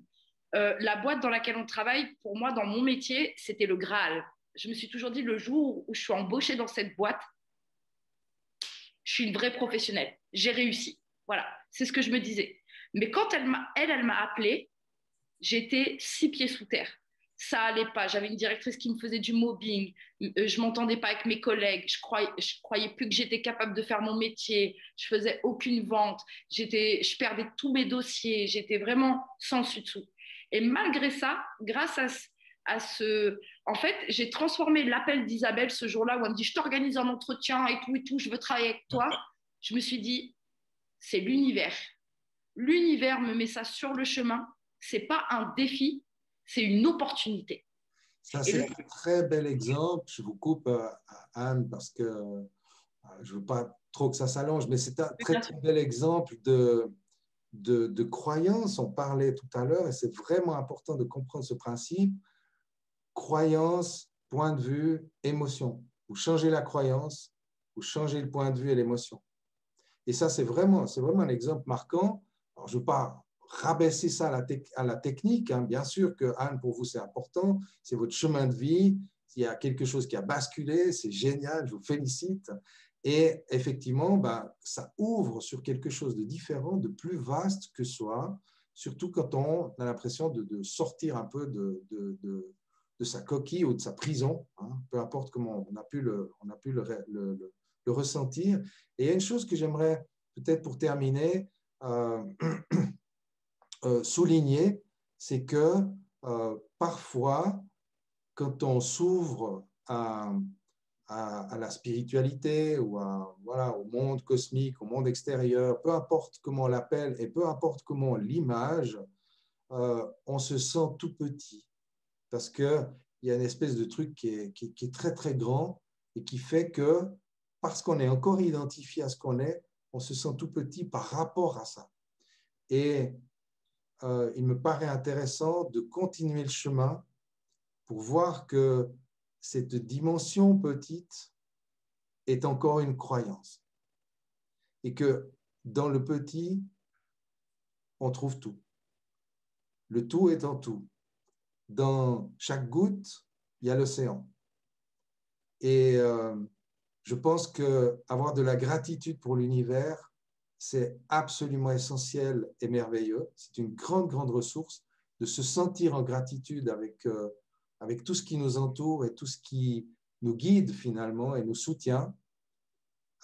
Et j'ai envie d'ajouter qu'en plus, on peut se remercier soi-même et se féliciter pour s'aimer comme on est, c'est-à-dire un petit élément qui contient le tout. Et sur ces mots, comme à chaque fois qu'on fait un café hypnose, j'avais envie de vous proposer une expérience. Alors, il est déjà 20h35, mais si vous avez encore une dizaine de minutes avant qu'on se quitte, j'aimerais vous inviter à faire une expérience.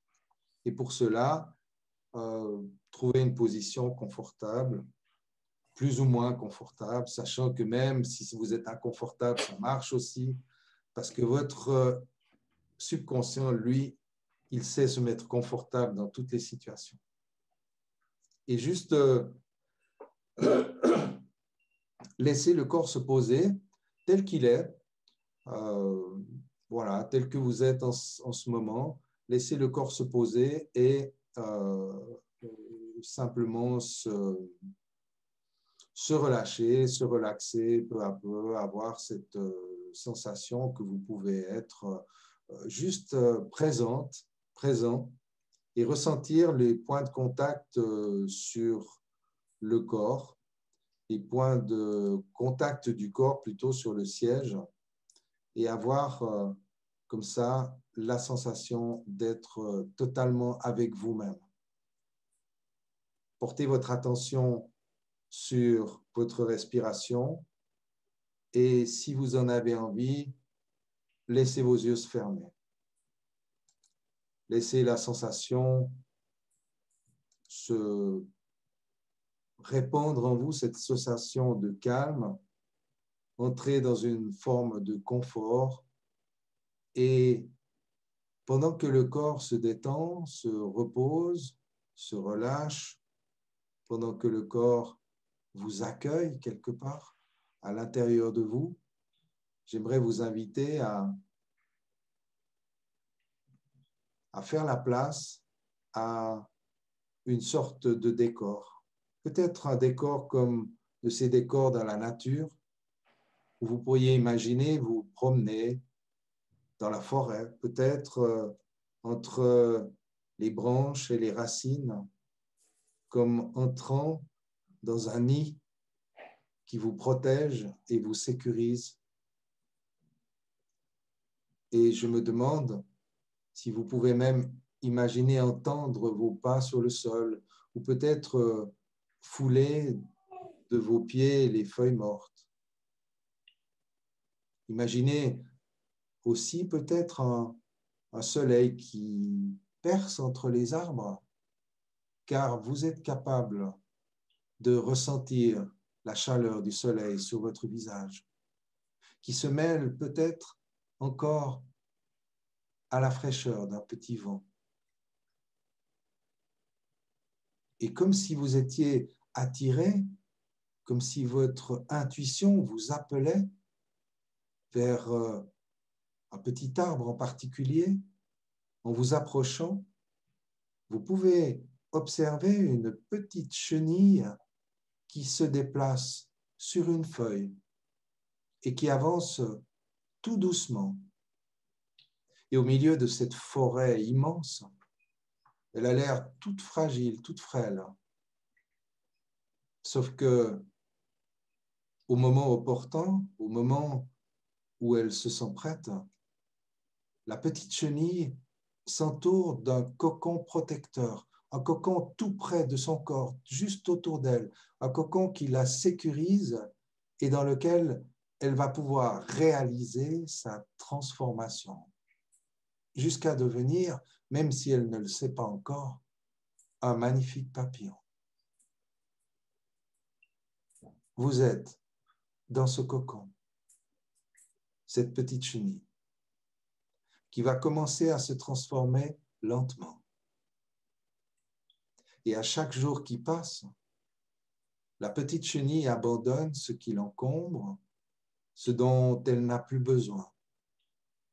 À chaque jour qui passe, la petite chenille avance sur son propre chemin de transformation. Petit à petit, des ailes se forment et se dessinent. Et les couleurs deviennent de plus en plus vives et de plus en plus belles. Et à chaque jour qui passe, elle se rapproche de plus en plus de son but. Ce processus sera-t-il long? Sera-t-il court? Je ne sais pas. Et peut-être qu'elle ne comprend pas vraiment ce qui se passe. Peut-être que ça la dépasse. Peut-être qu'elle a parfois peur du changement ou qu'elle se sent pas très sûre d'elle-même. Ou peut-être qu'elle se sent au contraire très sûre et qu'elle se réjouit de la beauté qu'elle va pouvoir propager dans l'espace d'ici peu. Mais de toutes les manières, elle sait que cette transformation et que ces changements lui seront bénéfiques et nécessaires aussi pour qu'elle puisse s'épanouir complètement et totalement afin de devenir ce magnifique papillon qu'elle a envie de devenir. Et au bout de quelques jours, de quelques semaines ou de quelques mois, la transformation est terminée.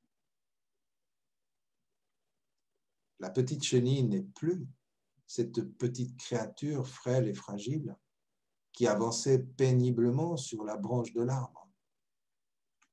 Elle est devenue un magnifique papillon aux couleurs resplendissantes qui éclate au soleil.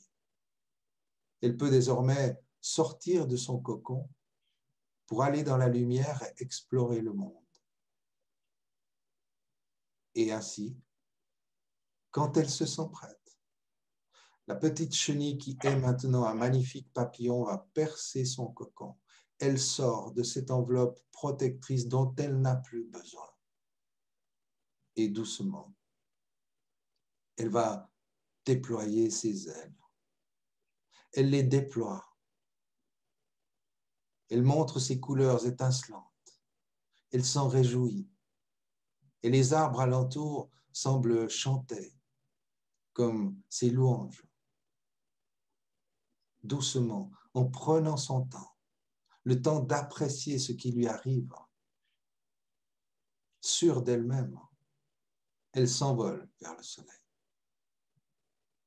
Elle est ce magnifique papillon qu'elle avait rêvé être. Et elle peut enfin voler, aller où elle veut et éblouir le monde de sa beauté.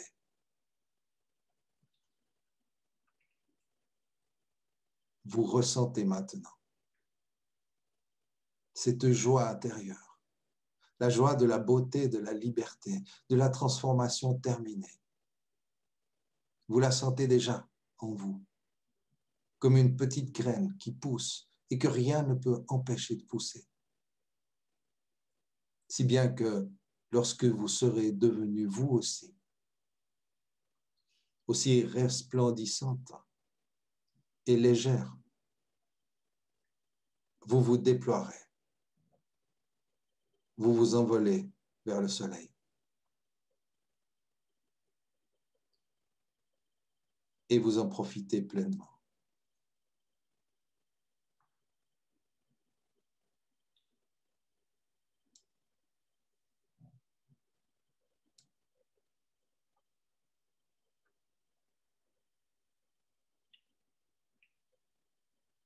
Et vous pouvez profiter encore de quelques longues secondes de légèreté,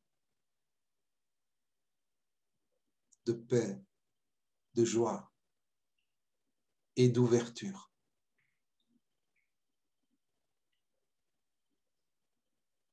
Avant, chacune à votre rythme, de revenir ici et maintenant. Repensez au contact du corps sur le siège, à votre respiration et quand le papillon vous chatouille le cœur ou l'esprit, laissez vos yeux vous ramener dans le présent.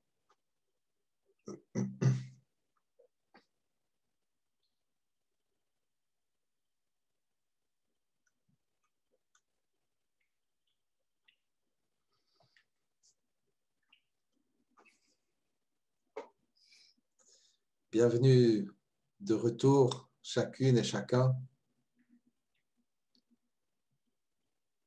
En quelques mots, les choses les plus importantes qui ont été abordées ce soir sont cette croyance très répandue, trop répandue, que le changement prend du temps et est pénible.